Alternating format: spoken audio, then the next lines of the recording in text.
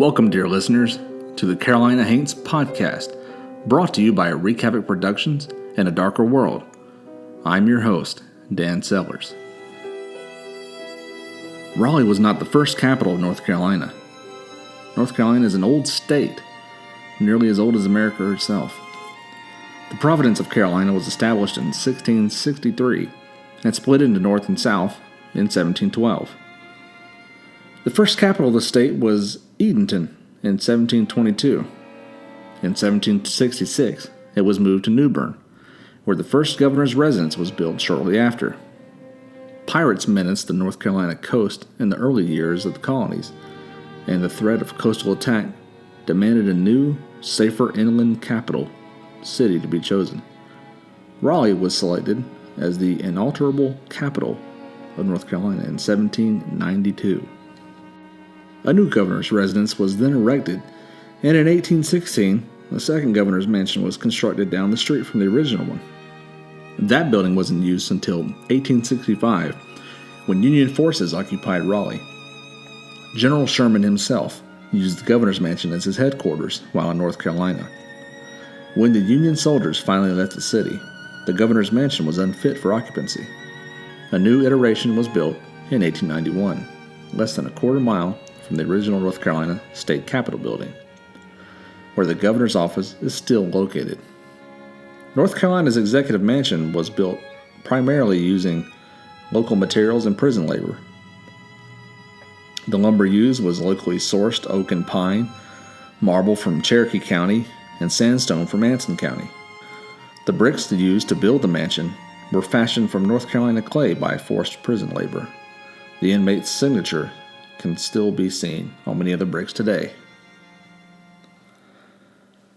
The mansion's first inhabitants were Governor Daniel Fowle and his children. Being a widower, Fowle chose a bedroom on the second floor of the mansion to be closer to his kids. He ordered a custom-made bed for the room. He died in that bed 4 short months after moving into the executive mansion, but many believe he never left.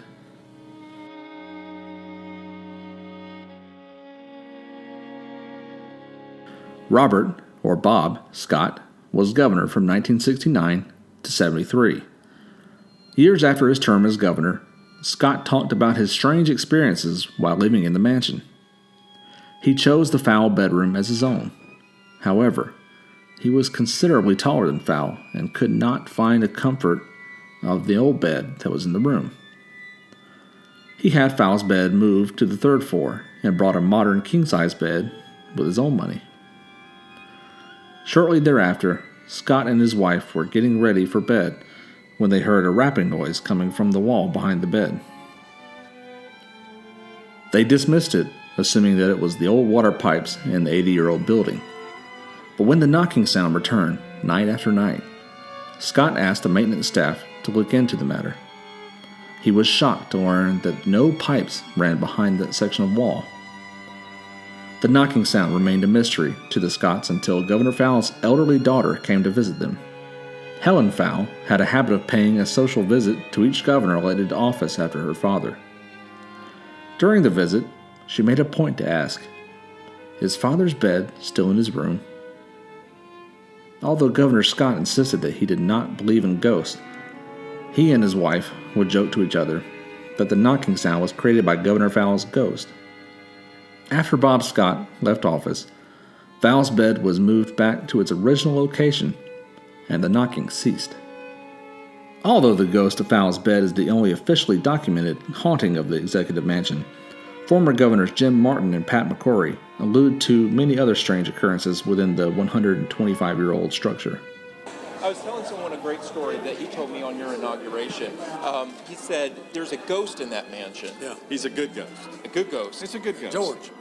And George. You said he talks to you in the mansion. And I Yeah. said, what does he say? And you said, boo. And you got me. So what else would a ghost say? I say goodnight. I say goodnight to the ghost every night. Has he talked to you, the ghost? He's a friendly ghost. There's a great story. People don't tend to believe in ghosts, and this one trooper didn't believe in ghosts. He was up there checking the third floor. Yeah. When at night, and the pipes bang, and Oh, yeah. you hear groaning in the walls and all that. Just because it's an old building, But he was in there and a puff of wind slammed the doors behind. The doors came right back open. He was out of there. I think the ghosts we roll down grapefruits down the stairs and scare the guards. We go, the ghost is, they say the ghost is going down the stairs. There you go. But Governor Fowle, I think Governor Fowle is still there. Yeah. Wow. How many ghosts are there in the governor's mansion? How many more experiences have gone unreported for fear of political reprisal? As divided as the government is today, we may never know. And I wonder, how many more former governors of North Carolina are still making the 5-minute walk to their office, still housed in the old state capitol building that has stood in the heart of downtown Raleigh since it was built in 1840. The building, originally intended to house the offices of governor and the General Assembly, is one of the smallest state capitals ever constructed, and the need for a larger Senate chamber soon became apparent. The building remained in use until 1963 when the General Assembly moved to a new location. The North Carolina State Legislative Building was the first building in the United States to be specifically built to house the state legislature. The original Capitol building is now a National Historic Landmark and is considered one of the best preserved of the original state capitals. Although the office of Governor and the Secretary of State still maintains offices on the first floor, much of the building looks exactly like it did 177 years ago. It is no longer used for the official legislative proceedings, but occasionally it plays host to ceremonial meetings of the General Assembly. Over 1,000 people visit the North Carolina State Capitol building every day, but even more visitors are said to come calling during the night. The night staff report mysterious occurrences in the rotunda, on the stairs, and in the authentically restored legislative chambers long after the tours have left for the day and the building has been locked up for the night.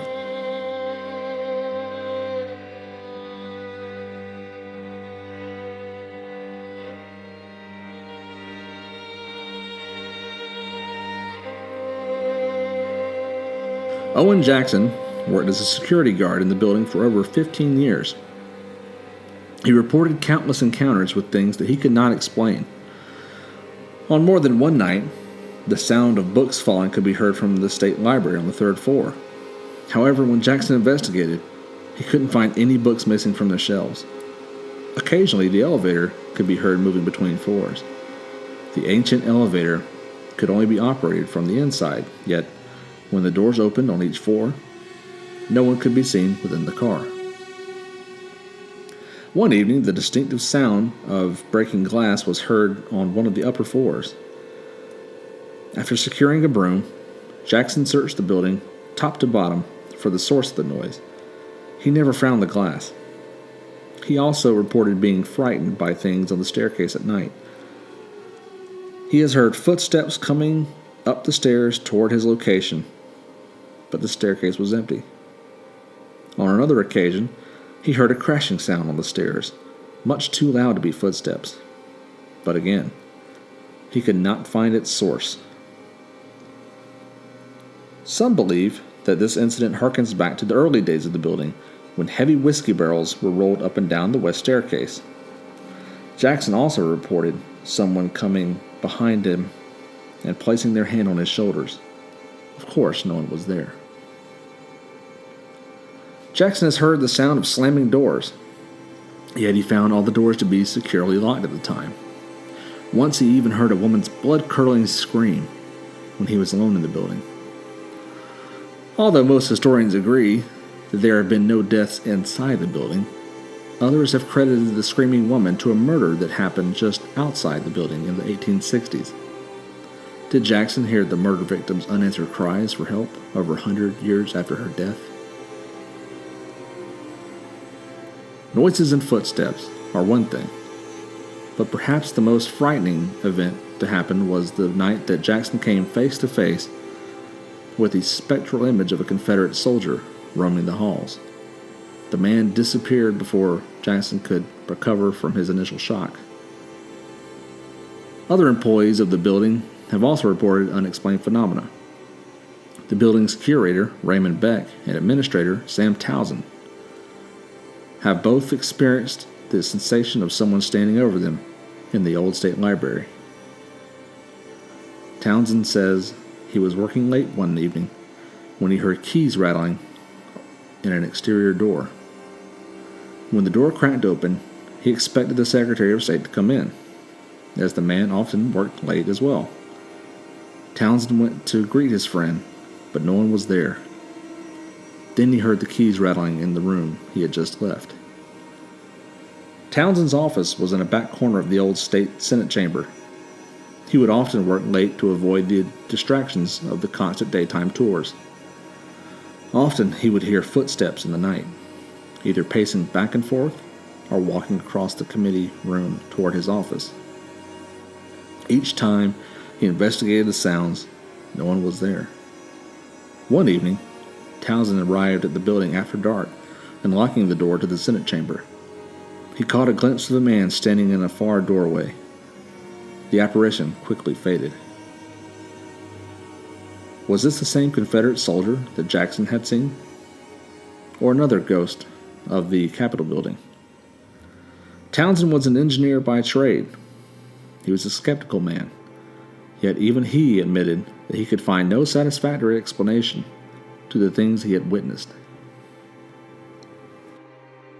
In 2008, a photographer was taking nighttime pictures of the exterior of the Capitol building. Of the dozens of pictures taken, one shows what appears to be a shadowy figure standing by one of the first floor windows. The photo seems to have gotten mixed reviews, but admittedly, people are inherently biased. Those who believe see a ghost. Those who don't. Proponents of the photo point to the fact that photos taken seconds before and seconds after the picture in question show nothing out of the ordinary. No shadow, no people, no movement. Detractors of the photo claim it's the shadow of a statue caught in the car's headlights. There are several statues located on the grounds of the state Capitol building. So what's the truth? Like so many supposed pictures of ghosts or alleged video evidence, or even the stories themselves, that's up for you to decide. Oh, and one more thing while you're thinking about it. The window that the shadow was standing beside, almost as if it were trying to look in the window, is the office of the governor. WCNC, the CBS affiliate serving the Triangle area, ran a report about a paranormal research team that investigated the building in 2004. They focused primarily on the Senate chambers and the old state library on the third floor. Even the paranormal investigators admitted that their findings were inconclusive and open to interpretation. The article is told from the viewpoint of Tara Schramm, the Capitol's education coordinator, who assisted the team during their investigation. The bulk of the evidence that the team collected seemed to be in the form of orbs, or orbs of spiritual energy as they called them. And they also caught one very staticky EVP recording, which could be the voice to a trained ear. But that's pretty weak. They claimed that the biggest success was in the Senate chambers when, after blasting the Battle Hymn of the Republic through a stereo, the infrared cameras captured numerous orbs.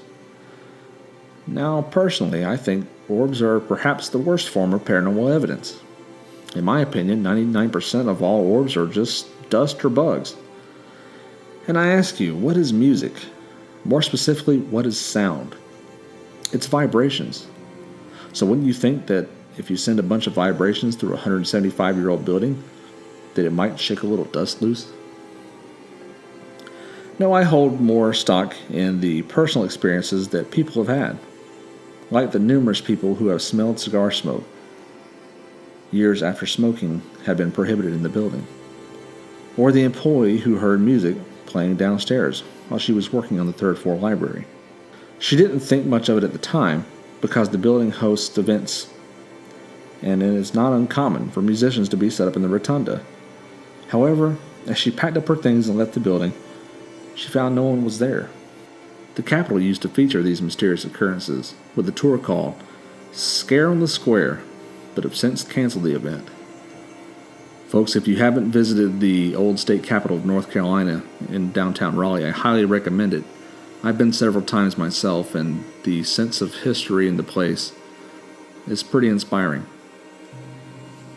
To learn more about the hauntings of the state capital, check out Daniel Barefoot's North Carolina Haunted 100 Volume 2 and Francis Castevan's Ghosts of the North Carolina Piedmont. You can also check out several websites like northcarolinaghost.com, nclegends.weebly.com, wcnc.com, goodnightraleigh.com, hauntedhouses.com, prairieghosts.com/Raleigh, and you can also find a couple of the YouTube videos.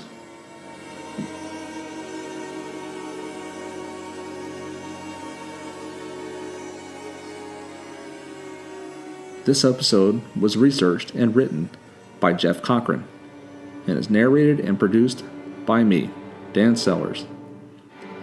If you enjoyed the show, please feel free to check out all our other projects.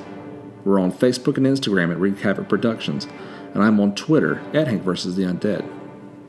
You can find every episode of our show and everything else we've been up to at our website, www.wreakhavocproductions.com. Don't forget to check out adarkerworld.com for updates on Jeff Cochran's work. And feel free to email us your suggestions and queries at wreakhavocproductions@gmail.com. We'll be back in 2 weeks with another episode. Tune in then to hear more about the things that go bump in the night.